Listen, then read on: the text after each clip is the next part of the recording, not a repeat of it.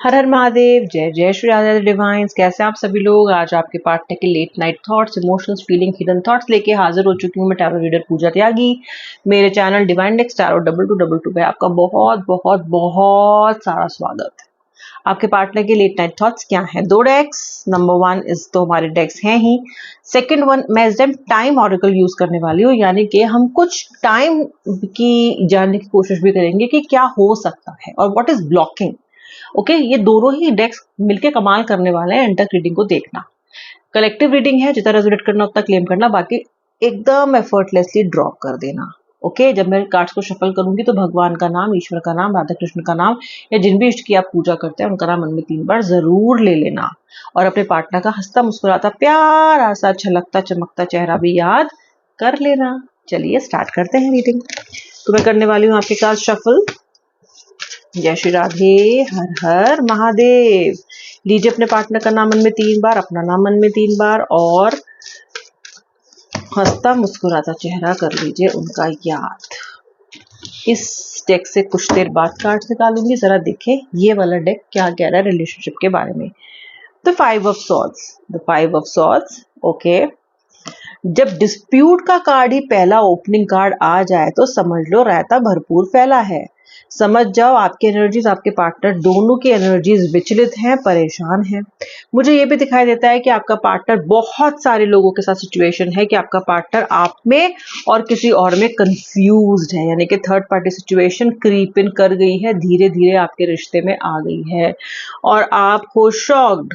Okay, वो यही बात हो गई, third party rocked and you shocked. Third party कहाँ से आई और आपको लगा, आप धक्के में आ गए हो। आपको लग रहा है कि ऐसा हो कैसे सकता है। वो व्यक्ति जो मुझसे इतना प्यार करता था, वो व्यक्ति जिसने हमेशा ये बोला कि वो मेरे साथ रहेगा, मैं उसके मेरे अलावा किसी के बारे में सोचेगा भी नहीं, वो इतनी आसानी से किसी व्यक्ति के साथ कैसे इन्वॉल्व हो सकता है। और कुछ लोगों को तो ये भी समझ में आया है कि पर्सन पहले से ही इन्वॉल्व था। ओके, यानी कि आप तो बाद में एंटर हुए। ऐसा भी बहुत लोगों के साथ सिचुएशन। तो मुझे सैबोटैजिंग डिस्प्यूट्स दिखाई दे रहे हैं इस व्यक्ति की चीटिंग की वजह से। दूसरी चीज है, आपका पार्टनर बहुत ज्यादा इम्पेशेंट दिखाई देता है। ओके, कंफ्यूज भी बहुत ज्यादा है। ये किसी भी व्यक्ति के पीछे, इसका मन पीछे पीछे पीछे पीछे भागने लग जाता है। आप में से बहुत सारे लोग अपने पार्टनर के भटकने से और स्ट्रे होने से बहुत परेशान हैं। ओके, ये पर्सन आपके साथ बहुत समय से कंसिस्टेंट है, बहुत समय से आपके साथ है, लेकिन इस व्यक्ति के लाइफ में और लोग भी आते जाते रहते हैं।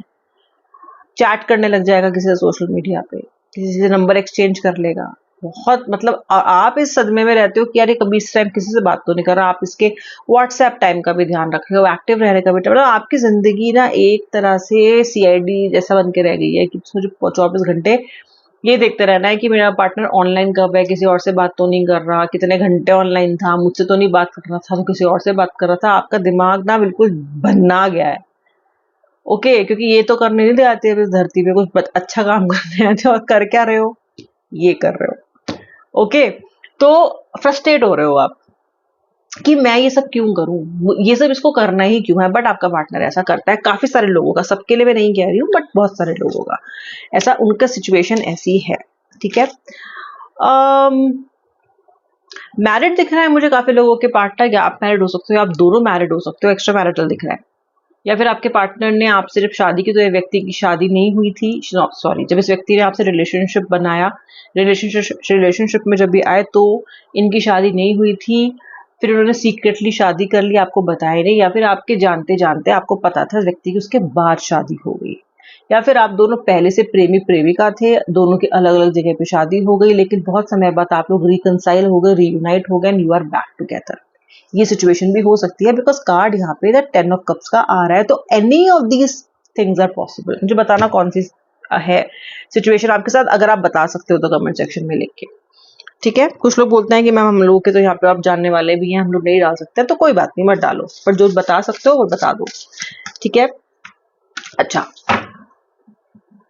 ये रिलेशनशिप से आपकी जो उम्मीद थी ना, वो थी कि ये आपको इस्टेब्लिशमेंट देगा, ये आपको एक तरह का ठहराव देगा, क्योंकि आपके जीवन में हमेशा जो कमी रही है ना, आपके रिश्ते में, आपके लाइफ में ऐसे नहीं कि लोग नहीं आए गए हैं, लोग तो आपके लाइफ में आए हैं। रिश्ते आपके पहले भी रहे हैं, आपके रिलेशनशिप्स रहे हैं, आप रहे हो रिलेशनशिप्स में, लेकिन स्टेबल व्यक्ति नहीं मिला जिसके साथ आप कुछ बना सको, जिसके साथ आप कह सको कि हाँ ये मेरा सोलमेट है, ये पुख्ता व्यक्ति है जिसके साथ मैं रिश्ते में हूँ।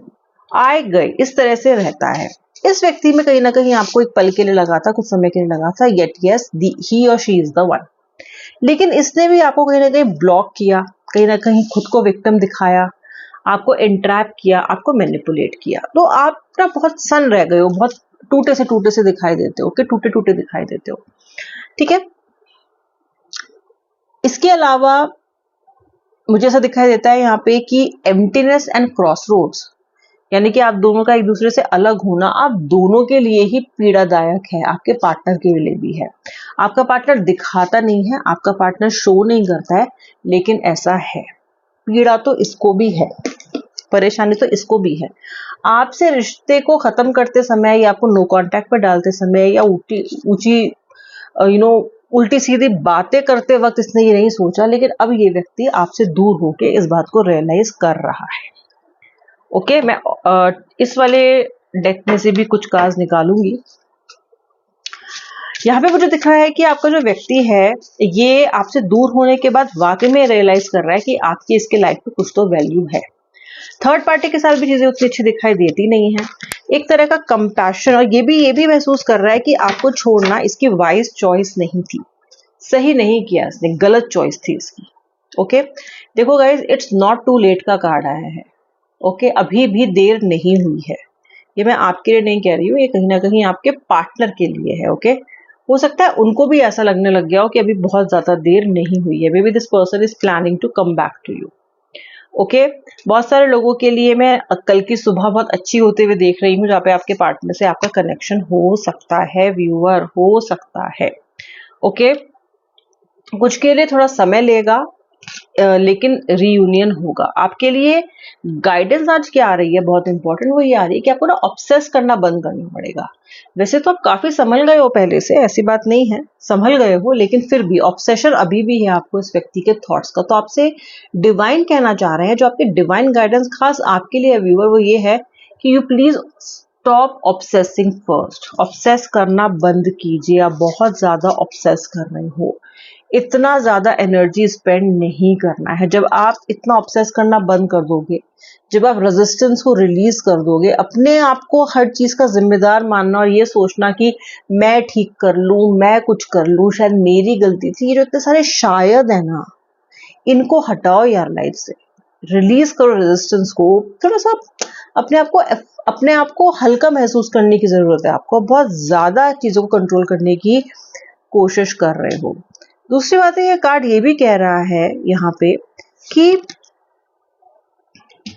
आपके साथ चेंजेस तब होंगे इस रिलेशनशिप में, बदलाव असली तब आएंगे जब आप लीस्ट एक्सपेक्ट कर रहे होगे। आपने एक्सपेक्ट भी नहीं किया होगा और पर्सन का कॉल आ जाएगा आपको, या ये पर्सन आपके सामने आके खड़ा हो जाएगा। ओके, ये पर्सन आपके सामने आके खड़ा हो जाएगा जब आप लीस्ट एक्सपेक्ट कर रहे होगे ना। You will get to see this person, you will get to meet this person, you will get to have your reunion with this person. लेकिन ऑब्सेस करना बंद कर दो। आप अपना समय बहुत ज्यादा बर्बाद कर रहे हो ऑब्सेस करके। कार्ड्स दिखाते हैं कि पॉजिटिव डेवलपमेंट होंगे, लेकिन सबसे पहले अपनी मैनिफेस्टेशंस राइट करो बाय स्टॉप ऑब्सेसिंग। आओगे आप पेज ऑफ वॉन्ड्स की एनर्जीज में, जहाँ पे आप दोनों साथ बैठोगे, नाचोगे, गाओगे, फिर से अपनी पुरानी वाली एनर्जीज में आओगे। 7 ऑफ स्वॉर्ड्स, जहाँ पे आपका ये अनफेथफुल और मैनिपुलेटिव पार्टनर फिर से आपके पास स्टेडीली और फ्लरिशिंगली आएगा। फिर से मैनिफेस्ट होंगी चीजें आपके लिए, फिर से डिवोशन होगा, फिर से मेच्योरिटी आएगी। मेच्योरिटी आ रही है, आप में तो आ ही रही है, आपके पार्टनर में भी धीरे धीरे आ रही है। ओके, थर्ड पार्टी सिचुएशन भी रिजॉल्व होगी। ओके, तो इसलिए होप ना छोड़ो, आराम आराम से चलो और रेजिस्ट मत करो, बहुत ज्यादा सोचो मत। इसी डिवाइन गाइडेंस के साथ और on this humble note I am going to wind up this reading. अब मैं मिलूंगी आपसे नेक्स्ट रीडिंग में, तब तक के लिए जय श्री राधे राधे, हर हर महादेव।